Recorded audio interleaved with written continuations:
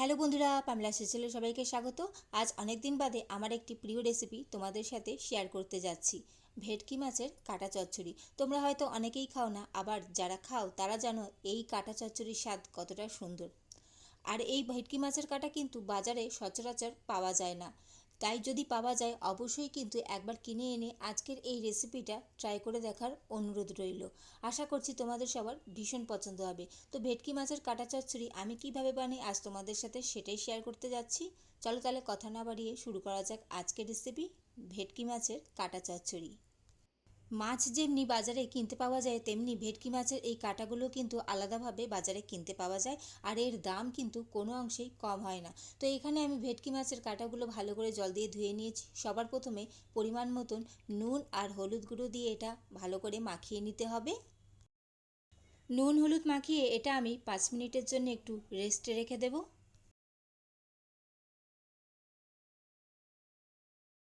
5 minute বাদে আমি কড়াইতে তেল গরম করতে বসিয়ে দিয়েছি। তেল ভালো করে গরম হয়ে গেছে। এখন কাঁটাগুলো ভালো করে আমি লাল লাল করে ভাজা করে নেব। একদিকে সুন্দর করে ভাজা হয়ে যাওয়ার পর আরেকদিকেও উল্টে ভালো করে সুন্দরভাবে লাল লাল করে সমস্তটাই ভাজা করে নিয়েছি। আর দেখতেই পাচ্ছ সমস্ত কাঁটাগুলোই ভাজা হয়ে গেছে। চলে যাব পরবর্তী পর্যায়ে।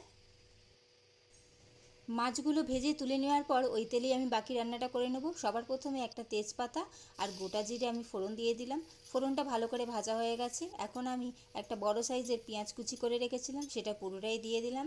আর পেঁয়াজটা আমি অর্ধেক ভাজা করে নেব।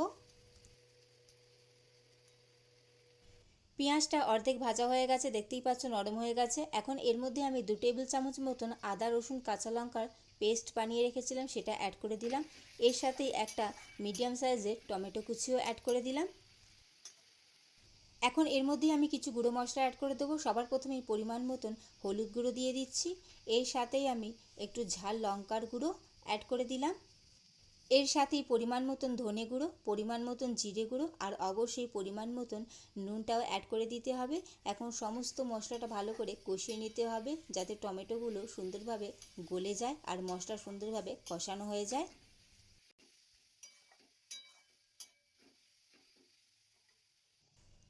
মশলা সুন্দরভাবে কষানো হয়ে গেছে, তেলটা ছেড়ে দিয়েছে আর টমেটোগুলো খুব সুন্দরভাবে গলে গেছে।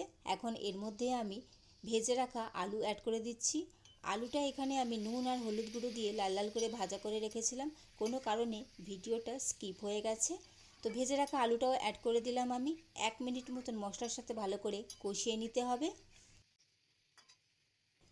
1 মিনিট মতন আমি মশলার সাথে আলুটা ভালো করে কষিয়ে নিয়েছি।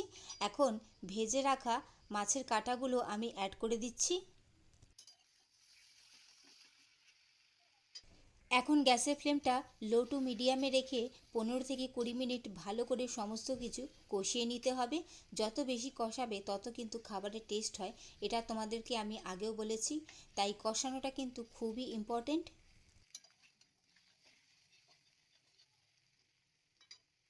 সমস্ত কিছু আমি 15 মিনিট মতন ভালো করে কষিয়ে নিয়েছি। এখন এর মধ্যে পরিমাণ মতন জল অ্যাড করে দিচ্ছি। তোমরা যদি এটা মাখা মাখা করতে চাও তাহলে জলটা অল্পই দেবে। আমি একটু ঝোলঝোল টাইপের করছি, তাই জলটা আমি সেই পরিমাণে অ্যাড করে দিয়েছি। এখন ঢাকা দিয়ে আমি সমস্ত কিছু সেদ্ধ করে নেব। ফিরে এলাম বন্ধুরা 10 মিনিট বাদে। তো 10 মিনিটের জন্য আমি ঢাকা দিয়ে রেখে দিয়েছিলাম। এখন চেক করে নেব আলুগুলো সেদ্ধ হয়েছে কিনা।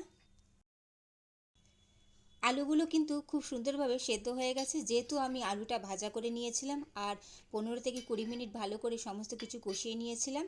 তো খুব তাড়াতাড়ি কিন্তু হয়ে যায়। নামানোর আগে ওপর থেকে আমি 1 চামচ মতন একটু ঘি দিয়ে দিচ্ছি।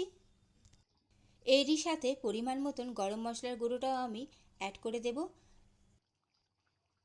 তো বন্ধুরা, রেডি হয়ে গেল ভেটকি মাছের কাটা চচ্চড়ি। কেমন লাগলো তোমাদের আজকের রেসিপি অবশ্যই সেটা কমেন্ট করে জানাবে। ভালো লাগলে অবশ্যই লাইক কমেন্ট শেয়ার করে দিও এবং অবশ্যই এরকম নতুন নতুন রেসিপি পাওয়ার জন্য আমার চ্যানেলটি সাবস্ক্রাইব করে আমার পাশে থেকো। চলো তাহলে আজকের মতন আসি, দেখা হচ্ছে পরবর্তী দিনে। চলো টাটা।